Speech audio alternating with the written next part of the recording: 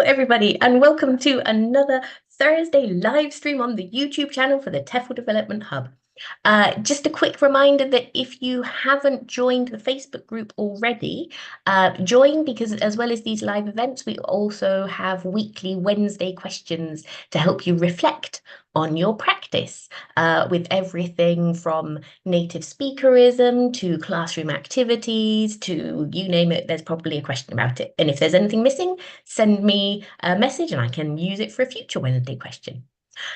So today, I'm really excited about this session because it's a topic that I realize now I know nothing about. I thought I had an idea about it, but really, I'm really looking forward to learning a lot from Matt today. So Matt Starr is joining us to talk about dyspraxia.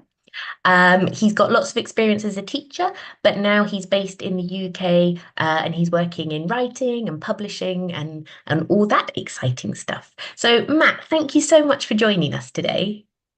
Thank you for having me along, and thank you for giving me the opportunity to talk. Um, Yeah, I shall think it's I? a really useful topic as well because it probably is the sort of thing that everybody's heard of dyslexia, not to, disparage it, but there are all these other issues which could be affecting our students, our teachers, our colleagues. So yeah, we should be learning more about it. It's something I'm going to directly mention what you've just said. Oh, Okay, so can I share my screen? Perfect. And T, can you see that? Brilliant. Okay, so welcome everybody. My name is Matt Starr, and today I'll be talking about dyspraxia from both a personal and a professional point of view. So, education's about sharing, and there's lots of things that I don't know as well. So, I'm looking for everybody's input as well as T's, and I'm going to be asking a series of self reflection questions. And I'm going to pause every now and again and just ask you either if you're watching it live to write in the comments, or you can tag one of myself or T in later on LinkedIn if you like, answering some of the questions. I think self reflection is really important, and this is what we're going to do throughout the whole presentation. So, I want to start by talking about my own battle with dyspraxia. As a child, I hated receiving individual support after my diagnosis. I just didn't want to be singled out. Like many children, you don't want that individual specialist support, if you like. I reluctantly, during my GCSEs, the exams in England, I accepted a computer and extra time. But one thing I remember really hating is sport. Imagine being on the bottom level, bottom set, every single game for tennis, for football, for badminton. Because you've got dyspraxia, can mean that you're not very good at sport with hand-eye coordination. So they put you based on the levels, the best play the best. Ultimately, I was always on the bottom, and no one quite realized what effects that had on my mental health. I also struggled with what some people might describe as some of the fundamentals. So that is learning to ride a bike. And even into adulthood, I still can't do that. I particularly struggle learning a new technique. So, for example, at the gym, I go to gym classes and they teach you something. And as soon as I walk out the class, I forget what I've just been taught. From a professional side, my board work can be really messy. When I'm writing, I slide down the board. And I also can struggle to stay in the lines. So this is the first self-reflection point, and I'm just going to pause for a matter of seconds. Or if you're watching later on, pause the video. I'd like to know, what is your own experience with dyspraxia if you have it? Or perhaps you've had a colleague or manager or employee or employer who has had dyspraxia. Just take a minute and think, what's your experience? And if you don't know anything, that's fine. If you know quite a lot, that's absolutely fine.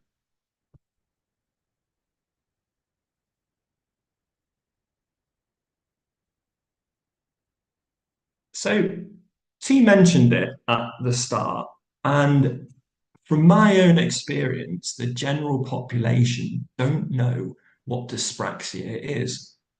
When I tell people that I'm dyspraxic, I often get this quizzical look, and I'm forced to respond with, it's like dyslexia.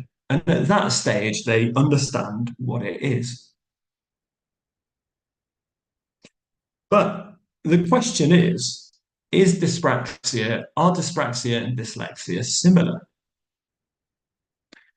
Now, before I show this slide, I want to say that although there are clear scientific definitions of dyspraxia and dyslexia, individuals don't fit into boxes. Some of these signs or symptoms you can have, but not be dyspraxic.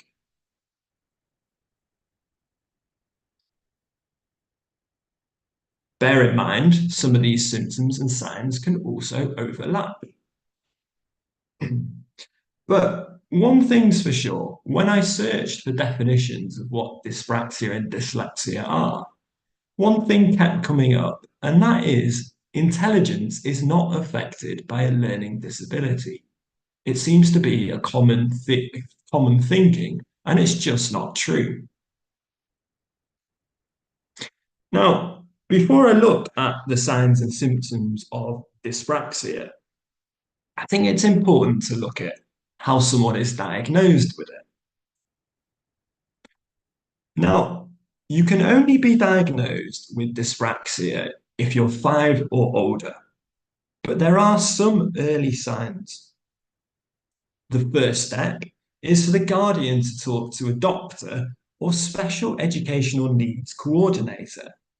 They're then referred to a relevant party who carries out this movement ABC assessment skills test. This is based on your motor skills, and a score is calculated, and they work out if you're dyspraxia based on comparing your score to the national average. And here's the second stage. I want to self pause and self reflect. Here you've got a random group of people, random photo. How do you know if someone is dyspraxic? What are the signs? This is the question. And I recently did this talk, and the first thing that came out was coordination. Okay. Organization. Okay. Lots of things that we can see. But one of the most important things is that I've already mentioned it before. Dyspraxia doesn't just affect physical, it's also mental. Imagine if you got problems or difficulties with working with other people, with dealing with your thoughts, dealing with being on the bottom level of sport, struggling to do what other people do, struggling to make friends. How's that going to affect you on mentally? Think about some of the things about being self-conscious, about worrying all the time. So let's have a look. And T, can you see this now? Yeah, perfect. Let's see if you were right. I've split this up into several areas. What are the signs, signals, symptoms, however you want to put it, of someone having dyspraxia? So let's start at the top left with executive functioning. I'm remembering information. Whenever I get a job description, a brief, work, or just reading for personal life, I'll read a chapter and then I can often completely forget what I've just read and have to reread it again. Let's move down to speech and language and keeping up with conversation. Well, if it's difficult to keep up with conversations, we're looking at focus here. If you're struggling with your own mental health, or you're struggling to keep organized, or you're struggling with thoughts, the conversation can go on ahead of you and you forget or you struggle to keep up. Other, again, let me stress, not just physical, but mental. So being confident, okay, if you're always put down, if you always get extra help, if you struggle to remember things, that leads to frustration and it leads to you being self-conscious and it gets in the way of you being confident. You also feel a bit awkward, right? If you're, let's go back up to remembering information or keeping up with conversations. Well, if you're struggling to do that, that'll lead to you feeling awkward, struggling with basic tools and equipment, writing, controlling, gripping pen, tying your shoelaces. It can be quite embarrassing if you struggle with it in public. Feeling anxious before you do something, if you know you struggle with these sorts of things. Missing deadlines, right? If organization working on different areas is really difficult, then you often feel like you might miss deadlines. Underachieving is also something really big too. Perhaps that student, that person isn't just behaving badly. Perhaps they've got a learning disability such as dyspraxia, and that actually underachieving. If we go up to movement, bumping into things. When I'm walking around, I'll trip over the table. I'll trip over a bed. It's as simple as that. Imagine how frustrating that is in everyday life. Organization and dealing with thoughts. Well, I sort of mentioned before, if you struggle to organize yourself with, paperwork, you've got lots of deadlines. You've also got the mental of that. Imagine having lots of paperwork in your head. It can be pretty overwhelming. And handwriting. Something I've often seen in students is when they copy from the board, they put the letters or the words the opposite way around, or they've missed letters off. This can be a clear sign of someone with dyspraxia. Do remember, as I said before, some people may have some of these, some people may not have some of these. Every individual is different. And just because you have some of these doesn't mean you're dyspraxic.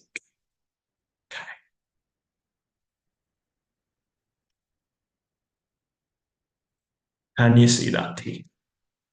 Perfect. So before we saw all the signs, symptoms that adults and children have, and earlier I mentioned that you can't be diagnosed with dyspraxia until you're 5.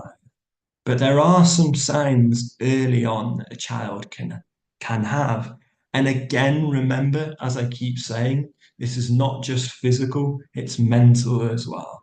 As adults, we can struggle to deal with some of the things that we've looked at, but we can talk to people. There's people to talk to. Imagine being a child and you're struggling with playing with toys that other children are playing with, or making and keeping friends. That's something that you don't understand and you can't talk. So it's almost up to us as teachers or in the education industry, guardians, family, to see these things and to look out for these things and analyze whether it could be dyspraxic or not. Something at this stage that's really important is that these things stay with you for life. Dyspraxia stays with you for life. So it doesn't just suddenly disappear like that. So the question is, what is out there? What is out there for us to help? And this is where sharing and education is really important. I'm going to give you some things that I use that I've seen. But if you're watching live at the moment or you're watching afterwards, please tag me and T in anything that you found useful, that you've seen that's really useful, because sharing is very, very important. So it's things like application, things like what you could do with children or teenagers in things like checklists. If you've got any ideas, please share them. So let's start with the digital world. There's so many applications out there. Which one do you use? Well, one of the things I use, which is really simple, is the read aloud feature on Microsoft Word. This is on the review tab at the top.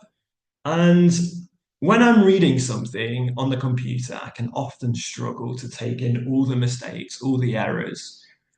I use this read aloud and I just close my eyes and I focus. And I can hear all the grammar and all the vocabulary that might be matter. And it's a simple tool, but it's really, really easy. Paper or electric? Now, what we're referring to is the individual's needs. And I'll keep coming back to, well, we said individuals have different signs of dyspraxia. So therefore, individual treatment must be different. Sometimes, and some people might want electronic copies of things. So for me personally, form filling is so difficult. When you got to write on the line and then you've got to tick the certain box, it can be really, really hard. So if it's electronic, it can make it so much easier. But I mentioned before about reading things on the computer can often be quite hard. So that's when I print stuff off after I've worked on it and I check through it as well. So when you're dealing with colleagues, employees, employers, students, think about what they need, ask them what they need, ask them what they want is the most important thing. The final thing is a wheel on the side, which I'm going to show you at the end, and I'll send to T and she can put out there as well. There's different versions of this wheel. It's a poster, it can go on the wall. There's different versions of it, and it has in applications, it's always being updated, has applications to help with different needs. So whether it's someone that struggles with reading things or someone that needs individual support, individual timetables, there's applications on here where on the phone they can have their own board and have their own information, or it can read aloud what they're saying. And that's really important. In the classroom, so one of the most important things is collaboration. We need to get everybody on board. So guardian, parents, support staff, and other students. Okay, so something that came up with Guardian. Now, I taught a lot of refugees and asylum seekers, and whether it is them or whether it is the older generations, our grandparents, dyspraxia wasn't really either a thing, it wasn't B, it wasn't tested, or C, it still can be a negative. And it's something that we as teachers must recognize that that student might have dyspraxia, but we might not be able to make it public. So how can we help them without making it a big deal? And we've got to work with the guardian here as well. You've got to work with everybody involved, other students. So I remember a couple of years ago, I had a teenager who had ADHD and dyslexia, and they were hard work. I'd never taught anyone with dyslexia before and needing special needs. I didn't have that experience, and I really, really struggled. And I managed to talk to the other students in the class at the time. And again, this is something, be careful, data protection. Be careful if they let you talk about it, things like that. But what you're going to find is if you're giving students individual support, other students might go, well, hang on a minute, why are they doing that? So sometimes you've got to work with the whole class to support this person. Think about it from a teenage point of view. It can also be good skills, social skills, right? Good development skills if they're working with people that have dyspraxia or dyslexia. So one of the most important things I mentioned before at the start, I hated individual support. It's not just what the individual needs, it's what they want as well. A supportive environment, you need to be able to talk to this person and not just go, right, you're going to do this, you're going to have this. No, what do they want? So when I first started as a teacher, I always thought a student doodling was a bad thing. I thought they weren't listening. I thought they were terrible. But I soon actually realized perhaps people with dyspraxia, dyslexia, etc., it's just their way of keeping busy. And actually, they are listening to you and they can multitask. Perhaps they need to doodle. I also carry my stress ball around with me. Lots of celebrities I'm seeing with fidget spinners these days. Okay, if the students are allowed to use that, maybe it will help them focus. This is where communication's needed again. We need to explain things, justify things. Other students could get jealous. How do you manage that? So, whatever you do, structure and consistency are the key. And back to communication as well. Expected rules and behavior. The student must understand that. I'll just come back to the student with the teenager that I struggled with. I found out through my director that they loved my class, funnily enough. And I thought it was terrible. We were falling asleep in it, but it turns out they loved it. And it's just about providing that individual support is really, really important. Now, when it comes to work, I have this picture, and if you follow me on LinkedIn, I just put it on here now. This is what people with dyspraxia see when they see a job description. See the word job, and they see blur. Lots of fancy words that don't mean anything. It's personal preference, but I always disclose that I'm dyspraxic from the start. I like to just have everyone on the same playing field. Really, really important. I have worked in the college industry, and this is where a health board, external health board, once you've said you've got dyspraxia, they'll then call you and ask you what support you need. And in turn, they'll then tell the college themselves. This is where you can again come into difficulty because it's hard to say, I struggle with this, but don't look at me negatively. It's a fine balance. And this is where I come to observations. Whenever I'm observed, I will always tell the person that observes me, I'm dyspraxic, this is how it affects me. Because ultimately, no one should treat you unfairly and you can't control it. So, how can they report on you? And if they do, there are processes to go through that. From a personal side, there's two websites. If you're in the UK, Dyspraxia Foundation. This has local groups and a helpline all over the UK. Someone in America, Dyspraxia USA, has just reached out to me as well if you're over there. But another website that I've just shared on LinkedIn is Dyspraxia Forum. There is no taboo subject on here. I wrote on there about that I struggled with gym techniques.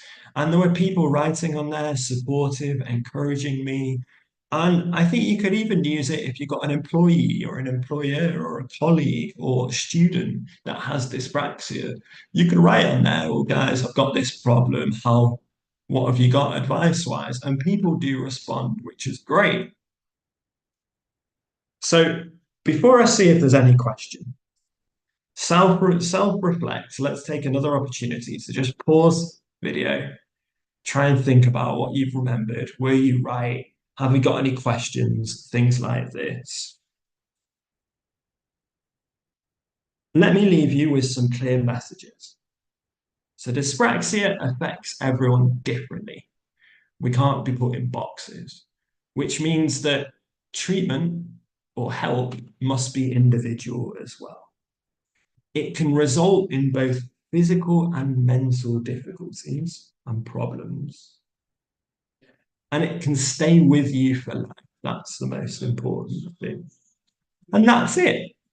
Are there any questions, T, or do you have any questions? And again, apologies for the background noise if there is any. No, no, it was fine. It was Okay. fine. Okay. And I have a question which is partly my own lack of knowledge. But in one of your slides, you talked about if you have dyspraxia, you might have difficulty with fine motor skills, but also gross motor skills. What would be the difference? Good question. And when I did this, I remembered. I can't remember now, to be honest. Is the truth, is the I mean, truth. because we Um, talk about fine motor skills with like working with young learners and getting them to cut on lines and things like that. so we're talking individual specific skills versus overall movement and working together and yeah, movement. You'll see this movement and collaboration is a big word. So if we're talking about gross, I think we're talking about, the idea of bumping into things, your general movement and how you do things. Mhm, Whereas your specific, would be your finer motor skills would be how you hold a pen or how your handwriting is, things like that, I think. But I mhm, can't check. mhm. Oh, cool. Um, and then I mean, I think you're absolutely right about how the awareness of difference has developed so much. I mean, you talked about, a few years ago having a student with ADHD and dyslexia. The same for me. I wasn't aware of anything for the first 10, 15 years of my teaching career, I think, unfortunately. But we're not, when we learn, I don't know if everyone else is the same, when you do your cert TESOL, SAL cert TEFL, you're not taught these sort of things. And there's a big market there and people have it and you're forced to do your own research. I asked colleagues, I asked my management and they didn't know how to deal with it. And you've got to Google it, but you've also got to do that collaboration Mhm, and that communication. Does the guardian know?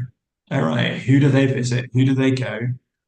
Can you get other students involved? I think I'd argue it's a little bit easier in a language school than it is in a public school to get the other students involved. Um, just because motivation, I'm not quite sure, just because of motivation, maybe. They're more mhm, interested in helping each other and they're also friends already, a lot of them. mm, And yeah, it's that individual support and just helping them, finding out what they want, what they need, and not just being so quick and going, what you're doing is wrong, sort of thing, and behavior as well. Another point that came up is what about for people that are scared of diagnosing dyspraxia and scared of saying they've got it? And that can be a teacher and that can be a student. And for me, it's a case of there's still things I don't do. So when I apply for a job, you've got the declaration form, and I still don't like ticking that please forward me to the interview stage because I've got a disability. I don't like doing that still. But at the initial stage, diagnosing, saying that you've got dyspraxia shouldn't be a bad thing. It should be everyone should be able to help you. And if they're not, there's ways of going about it. So whether it's contacting health boards or whether it's getting unions are involved, things like that, they should help you. It shouldn't be a mhm, scary and negative thing at all. And in mhm, terms of working with students, as I said, if you think someone's got dyspraxia, but it's frowned upon whatever reason, you can still help that individual. mhm. You can still do the same things, see what they need without going, you've got dyspraxia and labeling it. Yeah. Yeah, I think it's interesting as well because you mentioned how in a language school it might be easier to get that classroom support between the classmates. Because, like you say, they're all there with a common purpose and things. But maybe actually in mainstream education, there's more exterior support. There might be people or there'll be contacts of who to work with if you do feel that a diagnosis is required. Whereas in language schools, you might get as far as somebody Googling it, but who's able to take the next steps? But I think that's from a student and a teacher point of view. So one of the things I used to be really unhappy was with Cambridge exams and the Cambridge suite. My students used to do that. Well, what special treatment do they get if they've got dyspraxia? They don't really. And that's Mhm. quite sad in some ways. That's quite, yeah, it's they should be getting extra time. They should be getting computer and they should maybe in listening get headphones. That might help them. And as a teacher, it's the relationship that you have with your manager is going to be important there because Mhm. there isn't that external support. Can you lean on your manager and say, look, and this is how you word it based on experience, is how you word it, is in my teaching will be better if you help me, and the students will improve if you're prepared to help me. It's not going, you're not doing enough for me. It's all about Mhm. wording in language schools, and that's where it can be hard. Mhm. Mm. And I mean, do feel free not to answer this question, but do you feel it's ever had a negative effect on you in terms of finding work? Um, yeah, I think two things. There's two areas at the moment. I'm Cambridge marking at the moment, and something I find really difficult is reading scripts and reading essays. And I think that can affect me. Dyspraxia can affect me with that. I think it's also job applications and job descriptions can be really hard to. I think once I get that and they meet me face to face, I get lucky, whatever, it's easier. But doing the initial application can be super hard at first because of that paperwork, because of the form filling, because of the writing cover letter, however it is, it can be hard, yes. Mm, mm. Yep. Yeah. And solutions, again, that's where, oh, I didn't show let me share and show you the wheel, but that's where, you know, the dyspraxia forum come into play. Hi, I'm struggling with doing a cover letter. How can I help? How can what advice can you give me? This is a big poster here. And so it has things on, if people struggle with skill building or there's lot assessment, lots of different things here, lots of different applications out there as well. And that's why as an ELT or ESOL teacher, I feel we're quite lucky in that I always taught by learning by doing. And it's so important if you've got students with dyspraxia. One of the things I always say, writing on the board. How often do you as a teacher get your students to write on the board? Grammar practice. Why not get them explaining the grammar at the end on the board and you being a student?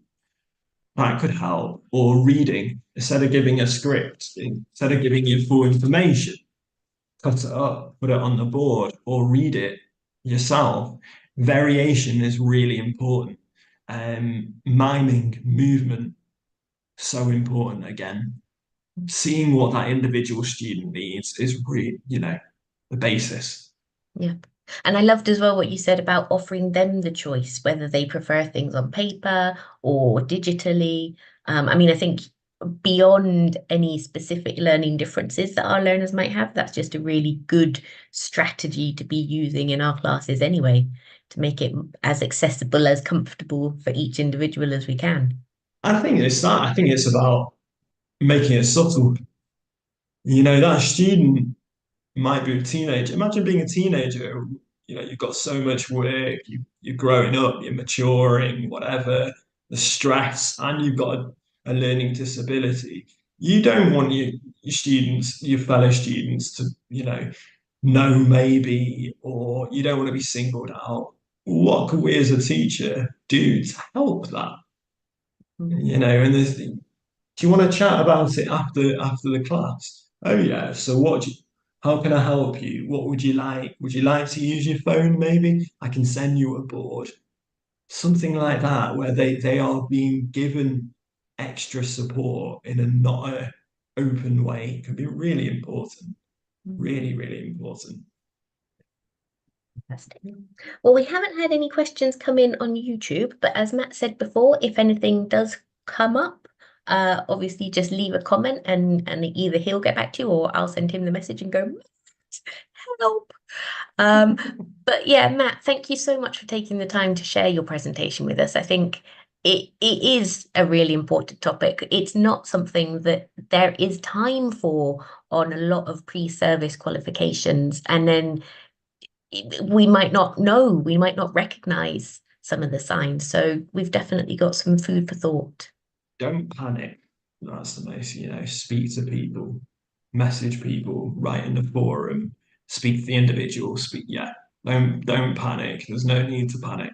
That's Awesome. Well, everyone, enjoy the rest of your day, and we'll be back again next Friday with another session. I'll be posting details of that soon. Thanks again.